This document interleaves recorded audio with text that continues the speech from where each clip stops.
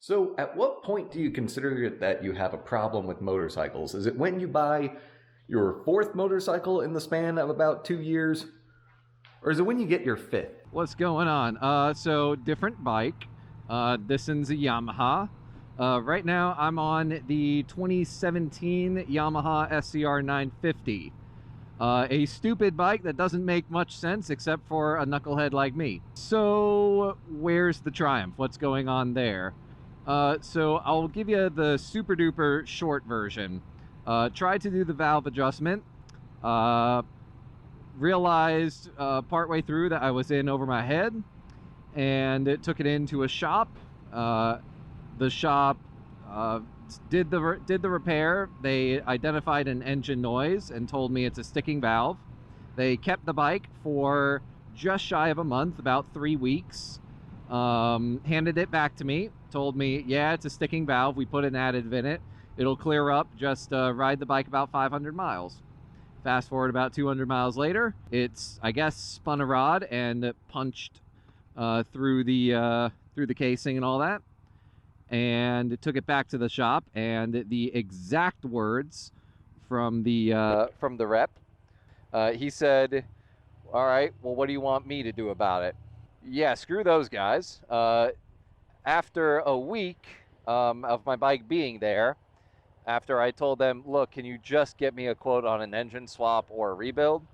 And after a solid week of zero communication from them, other than telling me it would cost $17,000 to rebuild the engine, I picked it up and took it to a reputable shop, Team Charlotte Motorsports, to deal with the repair from there.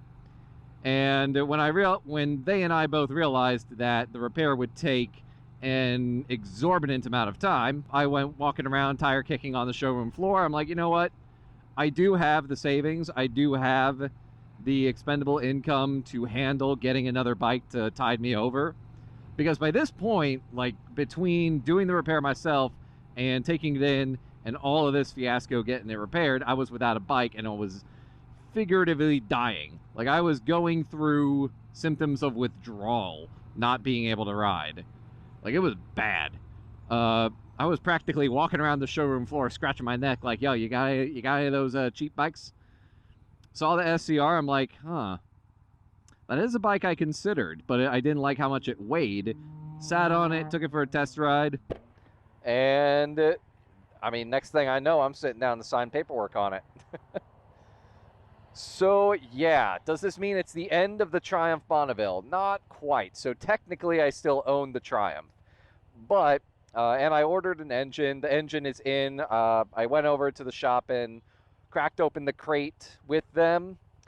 Same engine, same specs, same year Triumph Bonneville I think it came from. And, you know, everything looks good, but they told me realistically it's going to be like 2 months, maybe even longer, before they're going to have a chance to really get the job done. So, yeah, that's kind of where I've been and what I've been doing. I've been wanting to make content for a while, but it's kind of hard to make motorcycle content when you can't ride a motorcycle. So I'll give you like a longer story about what happened with the valve clearance issue on the Triumph in like a later video. I am going to record like a few back-to-back here. So maybe I'll talk about it a little bit more. But yeah, let's talk for a second about the SCR. So the SCR 950 is, I mean, it's a Yamaha Bolt with a taller subframe. See, it's a different subframe, I know that. It still has the 950cc engine. It's a V-twin, air-cooled.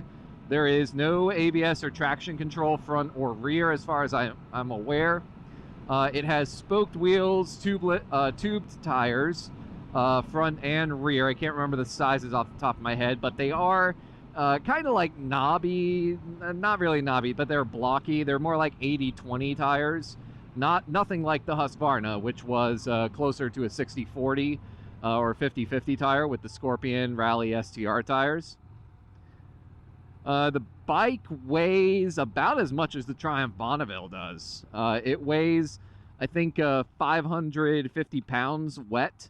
Let's see, it sits up pretty tall. I think the seat height is right around like 32 point something inches. I don't know, with me on it, patting it down, it's a little bit better. My inseam is only about 32 and I can flat foot it. If you know anything about the bike, the seat is not comfortable.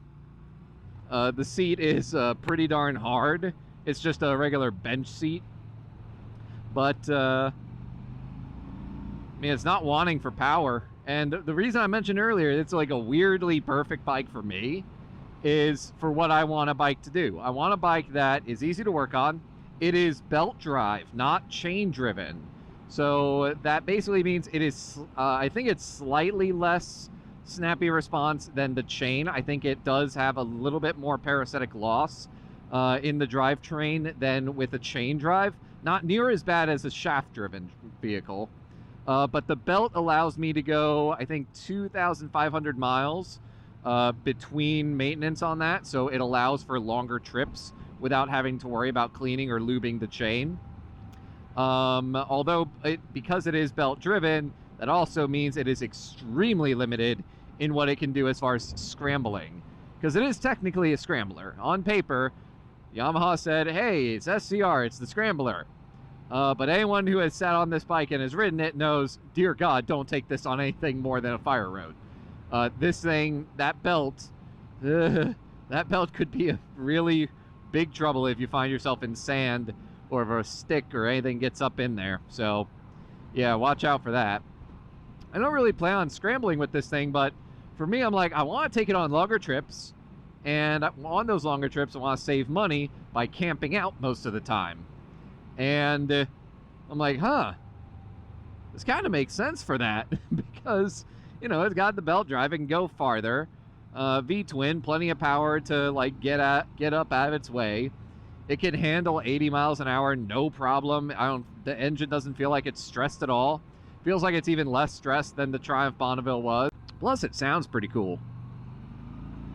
It's got that classic air-cooled V-twin sound. So yeah, I mean, this is kind of what it is. This is the bike I've got for right now.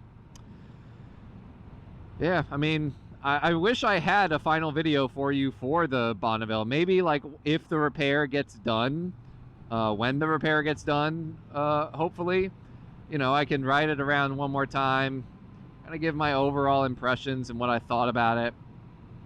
But as of right now, I don't have any intention of keeping the Bonneville. Yeah, I mean, it's sad to say, but already owning this bike for a few weeks, I mean, I've enjoyed riding this Yamaha more than I enjoyed riding the Bonneville. So, yeah, that's where I'm at right now with this. This bike is nice and all. It's what I've got, and it's what my content's going to be about for the foreseeable future. The positives, there are mods I want to make to the bike, so I have content that I can dip into. Like, I want to throw on a skid plate. I want to throw on maybe a small fairing or windshield to the front for those longer trips. Like I said, I've got a like a cruise control like snap thing for here. I think it's by Atlas that I plan on using.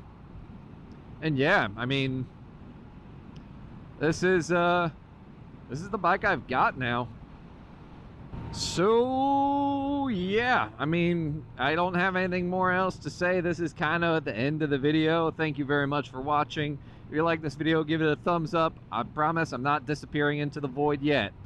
And you know, if you want to get notified if and when I post new stuff, go ahead and ring the bell. Make sure you get notifications, subscribe and all that. And that'll do it for me. Have a good one.